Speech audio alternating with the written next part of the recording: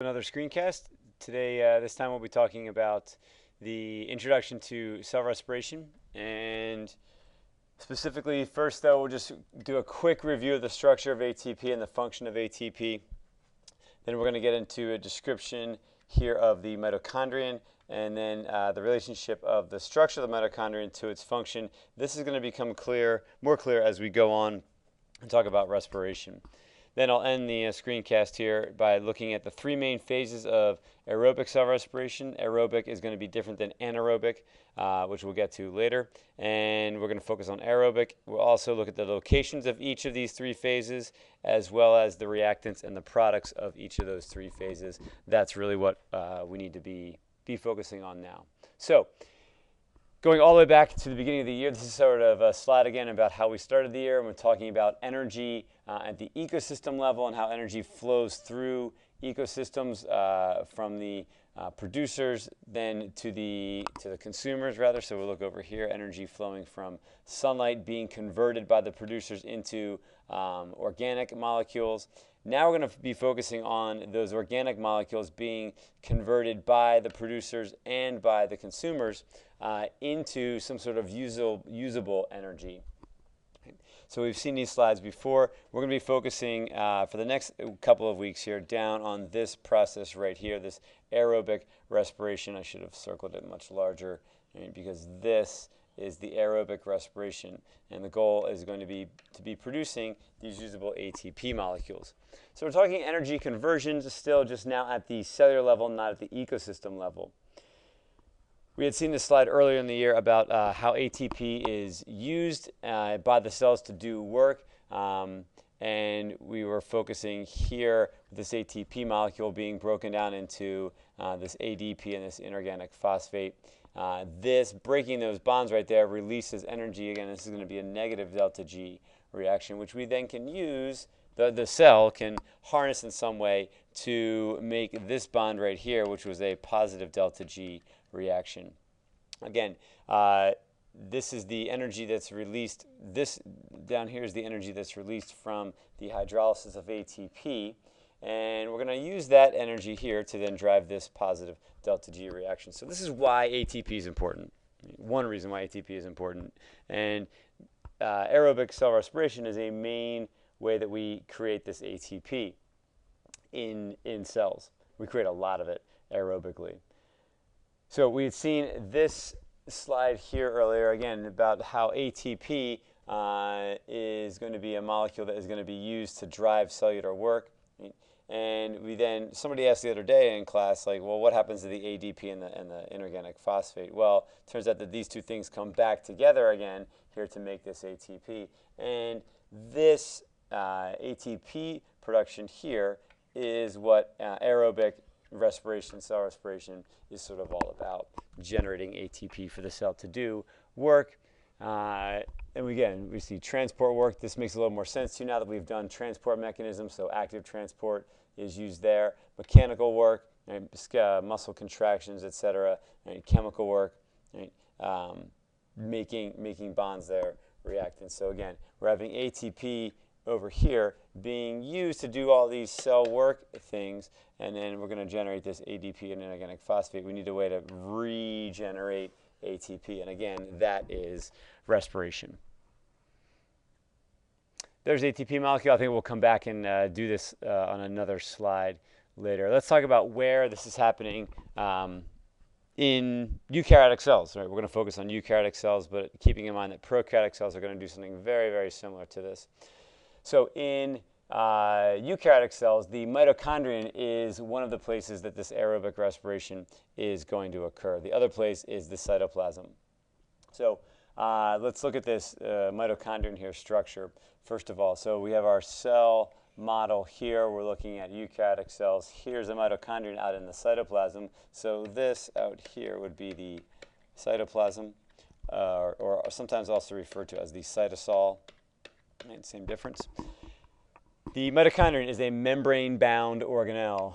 Membrane-bound, meaning that it has a membrane around it. Right? So again, from before, membranes are separating, membrane-bound, membranes are separating fluids on the inside from fluids on the outside. Now, the interesting thing about the mitochondrion is that it's actually a double membrane organelle. Ooh, two membranes. So the mitochondrion here, two membranes. What are those membranes called? Well, the outer one is called the outer membrane, and the inner one is called the inner membrane. So again, the outer membrane of the mitochondrion and then the inner membrane of the mitochondrion. Now, looking at this, though, the outer membrane is a little bit different than the inner membrane. The inner membrane here is folded, highly, muchly, and these folds are referred to as cristae or cristae. So these are the folds of that inner membrane of the mitochondrion. Now, if something is folded, that means this probably has a much larger surface area. And if there's a much larger surface area, then you can have increased reactions on that inner membrane of the mitochondrion. This is going to be important later on when we look at the details of what's going on that inner membrane of the mitochondrion. So, to go back, quick, outer membrane, then the inner membrane. But there's a little teeny tiny space between the outer membrane and the inner membrane, and that is the intermembrane space, where inter means between. So this is the space literally between the membranes. It's nice, finally, that something makes sense. The naming here is very, very concrete. Outer membrane, intermembrane space, space between outer and inner, and then the cristae, and then the inner, very, very inner, not inter, inner space there is referred to as the matrix of the mitochondrion. So this is the innermost space of the mitochondrion. So outer membrane, intermembrane space, inner membrane, innermost space called the matrix of the mitochondrion. So there's a cartoon on the left and the photomicrograph actually strike that, not a photomicrograph, that's an electron micrograph on the right here of a mitochondrion, where you can see these are the folds, the inner membrane, right, of the mitochondrion. Right? And then all these little dots here, we'll talk about what those are a little bit later. So there's structure of the mitochondrion. What's the big deal with then respiration? Well, here's the mitochondrion, this bean-shaped thing. And if you look at it, it has this outer membrane and the inner membrane. There's the intermembrane space, and then you're going to have this matrix in there. But part of respiration is also taking place out here in the cytosol. So this is a model of what's happening here in respiration. Aerobic cell respiration in eukaryotes involves a series of coordinated enzyme-catalyzed reactions that harvest free energy from simple carbohydrates. This asterisk means that it can also use lipids and can also use proteins. But we teach it with the carbohydrates. I mean, it's a little bit more simple, and you get, this is just the way we teach it for now.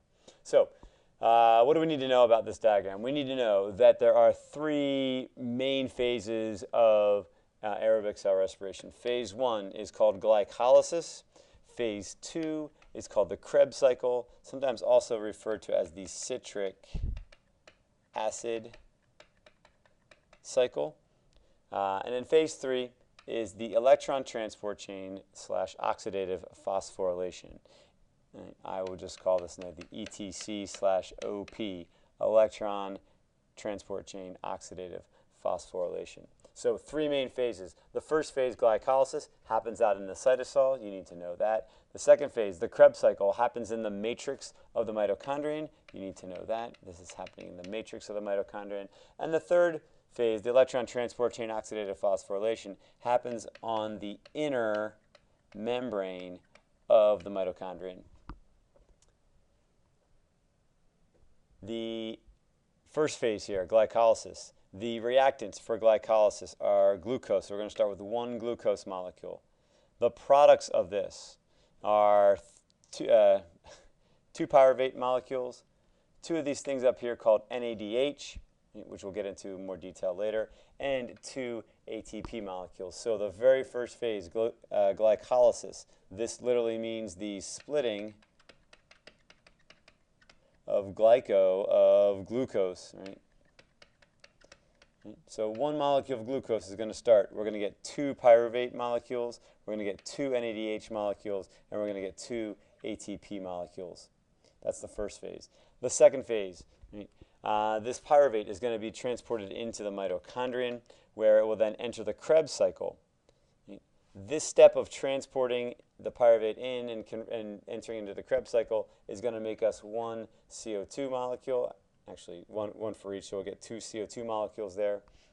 This Krebs cycle is going to spin around inside the matrix of the mitochondrion. We're going to get ATP coming out of that, and we're going to get CO2 coming out of that. So the CO2 products are products of the Krebs cycle. Right?